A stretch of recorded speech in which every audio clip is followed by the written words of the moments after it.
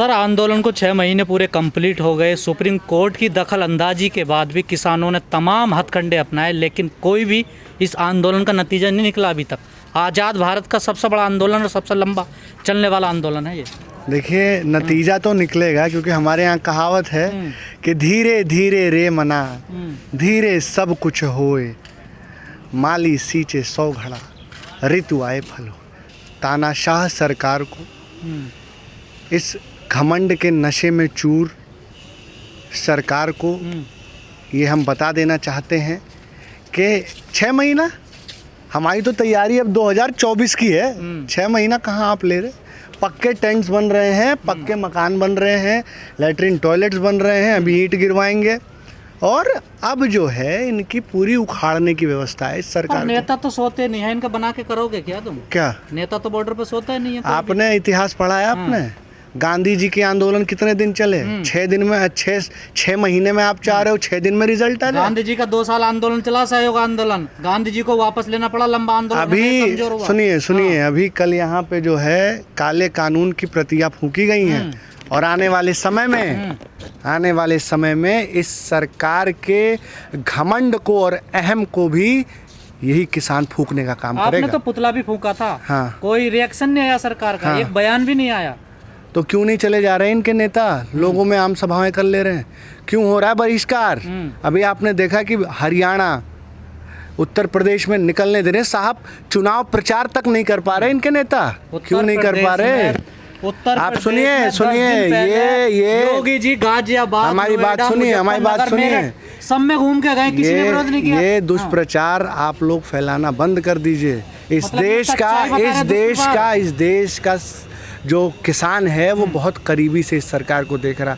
आप बात करते हैं, लगातार जो है तेल के दाम बढ़ाए इन लोगों ने। आज 200 से 250 रुपये जो है सरसों का तेल हो गया। लोगों का जीना दूभर है। क्या बात कर रहे हैं आप? तो ये तेल का आंदोलन थोड़ा ही है ये। क्या तो किसानी तो सरसों उगाता है। मैं ये कह देना चाहता हूँ इस जनता से कि अभी तो आप ये तेल का दाम बढ़ा है, आने वाले समय में हर चीज़, जितने भी खाद्य सामग्री है, हर चीज़ गोदामों में जाएगी और जियो जैसे पैकेटों में पैक करके आपको तिगुने चौगुने दामों में बेचा जाएगा। जी। राकेश टिकैत जी हरियाणा में है, वो गिरफ्तारी देने के लिए अपनी गए हैं वहाँ पर। तब तक किसान रिहा नहीं होंगे। मैं अपने हम तो कह रहे हैं, हम तो माननीय टिकैत जी लगातार 3 दिन से डटे हुए हैं थाने के बाहर। अब इससे बड़ा इस डरी हुई सरकार का प्रतीक क्या है कि किसान तुम्हारे दरवाजे पर बैठा है, हिम्मत हो तो गिरफ्तार कर लो। हम तो कह रहे हैं गिरफ्तारी दो। आओ, सही है जो गिरफ्तारी अगर हुई, सुन लीजिए, तो इस देश की सारी जेलों में जगह नहीं बचेगी। बता दे रहे जी, कह रहे जो गिरफ्तारी देने लोग गए वो हमारे लोग नहीं है। क्या वो राजनीति से कहीं ना कहीं वो ये सब दुष्प्रचार है, ये ढकोसले हैं। नहीं, सुनिए, ये सब जो है अपोजिशन के दुष्प्रचार है, टेम्पर वीडियो चलाए जा रहे हैं। किसान संयुक्त मोर्चा एक है, एक था और एक रहेगा। इन्होंने क्या करने की कोशिश नहीं की। इनकी सुनिए, इनकी जो नीति है, फूट डालो राज करो, और किसान इस नीति को बड़े उससे पहचानता है।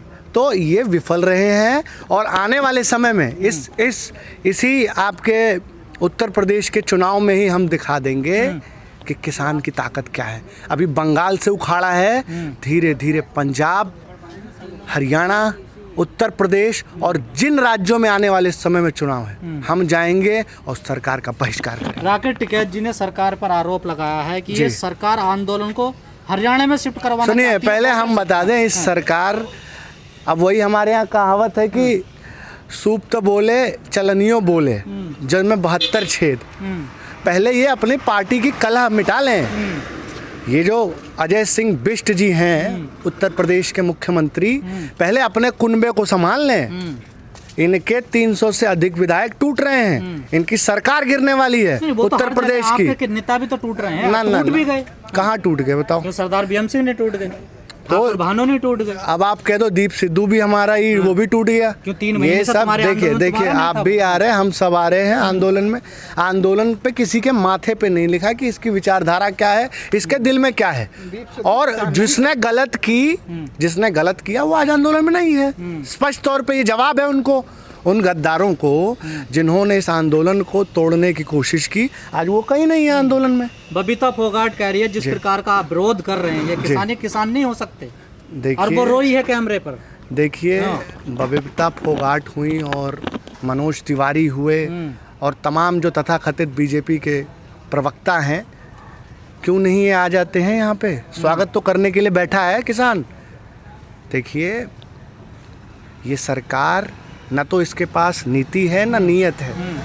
आप बताइए, आज हिंदुस्तान में पहली बार 40 सालों में पहली बार अर्थव्यवस्था जो है, अर्थव्यवस्था तो खा गए मोदी जी। मोदी जी तो अर्थव्यवस्था खा गए, देश की किसानी खा गए, देश की जवानी खा गए, युवाओं के रोजगार खा गए, सरकारी कंपनियां खा गए। मैं पूछना चाहता हूं, ऐसे निगलने वाले प्रधानमंत्री से तो बेहतर है कि हम प्रधानमंत्री विहीन हो जाएं। आप इस देश को ये समझना होगा। सरकार की नीतियां खराब है, विफल हो गई, बिल्कुल फेल हो गई। हाँ, किसानों के पास क्या रणनीति है? हमारे पास रणनीति आने वाले समय में, अभी हमने टोहाना हरियाणा में घेर रखा है, और जब तक ये 2 किसान हमारे जिनको गिरफ्तार किया गया है इनको रिहा, अभी विधायक ने माफ़ी मांगी, हम माफ़ी नहीं चाहते, माफ़ी खैर मांगनी पड़ेगी जो गलती करेगा, लेकिन हम चाहते हैं कि जो हमारा किसान है वो रिहा हो। माननीय टिकैत जी लगातार 3 दिनों से वहाँ डटे हुए हैं। अभी वहाँ पे लगभग 50,000 की संख्या में किसान आज रात तक कूच करेंगे और पूरे थाने का घेराव करेंगे। किसानों के प्रिय चैनल कह रहा है गुंडागर्दी कर रहे हैं, टोल टैक्सों पे जाकर बदमाशी दिखा रहे हैं। फिर कैसा गुंडागर्दी? हमारी ज़मीन हम क्यों टोल देंगे? आप ये बताओ, आंदोलन में आने के लिए किसान टोल देगा? इनकी रैलियों में लोग जाते हैं तो ये टोल देते हैं? किसान तो टोल देता है। सुनिए, किसानों की यही तो सबसे बड़ी दुविधा है कि किसान की ज़मीन, किसान की मेहनत मालिक बनेगी या सरकार? हम नहीं बनने देंगे। हमारे किसानों की ज़मीनों को अधिग्रहण करके बड़े बड़े 4 लेन बने हैं, और अब किसान टैक्स नहीं देगा। और कब तक कि टोल टैक्स? जब तक MSP नहीं तब तक टोल टैक्स भी नहीं। No MSP no toll.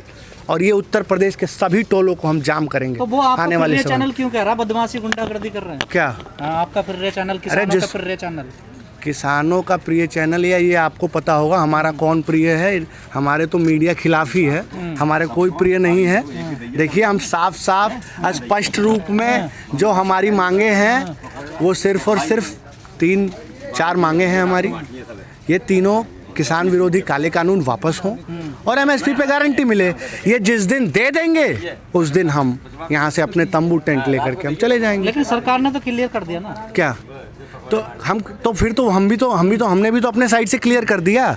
हमने भी ये कह दिया, ऐलान कर दिया कि अगर ये कानून वापस नहीं हुए, अगर ये MSP पे गारंटी इन्होंने नहीं दिया, तो आने वाले समय में हिंदुस्तान में इस सरकार का अगर सबसे बड़ा विपक्ष खड़ा होगा तो वो किसान खड़ा होगा, और हर गली मोहल्ले चौक चौराहे यहाँ तक कि संसद को भी घेरा जाएगा। ये बात आप समझ लीजिए। किसान क्या पार्टी बनाएंगे? राजनीतिक पार्टी? अभी तो कोई ऐसी मंशा नहीं है, और किसान ऐसा अभी कोई मंशा नहीं है, ना हम अभी पार्टी में विश्वास। अभी हमारी लड़ाई इस सरकार से है। लेकिन अतुल जी, और हम इस सरकार को निस्ते नाबूद कर देंगे आने वाले समय में। अतुल जी, एक सवाल खड़ा होता है जी, जो आम किसान है, जो आंदोलन का सहयोग करने आया, वो तो कहीं ना कहीं फंस गया। वो चाहता कि मामला जल्दी से जल्दी सुलटे, लेकिन वो तो बॉर्डर पे फंस गया। क्या बात कर लिया? किसान ने ऐसे हमारे ताऊ हैं जो कह रहे हैं कि बेटा संसद चलो, हमें आह्वान करो, यहाँ पे गोलियां खाने को तैयार हैं। हम किसान हैं। आपने इतिहास में देखा है, बड़ी बड़ी तानाशाहों को उखाड़ कर फेंका है इस किसान ने। ये तानाशाह है, ये तानाशाह है, ये तानाशाह है। तानाशाही तो आप दिखा रहे, धारा 144 लगी, आप संविधान को नहीं मानते क्या? जहाँ आप खड़े हैं, तो हम अपने अधिकारों की लड़ाई ना लड़ें, लोकतंत्र की हत्या कर दें हम? आप बताओ, कोरोना ये चिल्ला रहे थे, सुनिए, कोरोना चिल्ला रहे थे। क्या आपको पता है कोरोना अगर यहाँ से हम हट जाते तो क्या हश्र होता है इस देश का? आने वाले समय में अघोषित आपातकाल है इस देश में। कौन बोल पा रहा है? आप बताओ। गरीब किसान मजदूर की आवाज उठाने में आज किस पॉलिटिकल पार्टी में दम है? आप सरकार में कहाँ है सपा, कहाँ है कांग्रेस, कहाँ है बसपा? चुनाव में ये सब मेढक निकल के आएंगे, किसानों के साथ कोई नहीं आ रहा। हम बता देना चाहते हैं, और आप भी एक आम किसान के ही बेटे होंगे, आप भी अन्न खाते होंगे।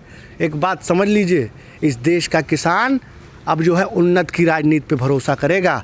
जो किसानों का सच्चा साथी होगा अब वही सरकार में होगा। और हाँ, अब किसान सरकारें तय करेगा। हमने पंजाब में भी कह दिया, बंगाल में भी कह दिया, और आने वाले समय में उत्तर प्रदेश में ऐसा विरोध आपने किसानों का नहीं देखा होगा। लेकिन कई बुद्धिजीवी लिख रहे हैं, अगर किसान नेता या किसान सोच रहे हो कि हम राजनीति में जाएंगे और वहाँ पर फायदा उठाएंगे, तो उसका एग्जाम्पल राकेश टिकैत 2 बार चुनाव लड़े, कहाँ है, कहाँ? मैं सुनिए, अभी जिला पंचायत चुनाव में सुनिए, जिस बुद्धिजीवी ने ये बात कहा है, ये बात उसको नमस्कार है। और कौन क्या कहता है, तमाम लोग बहुत कुछ बोल रहे हैं, हम ये नहीं समझते। जरूरत पड़ेगी तो किसान भी राजनीति करेगा, और राजनीति तो की राजनीति में हसर देखा ना आपने अपना। क्या राजनीति? जी 2 बार चुनाव लड़ने जमा हुई ना। अभी जिला पंचायत में 10 दिन पहले सुनिए,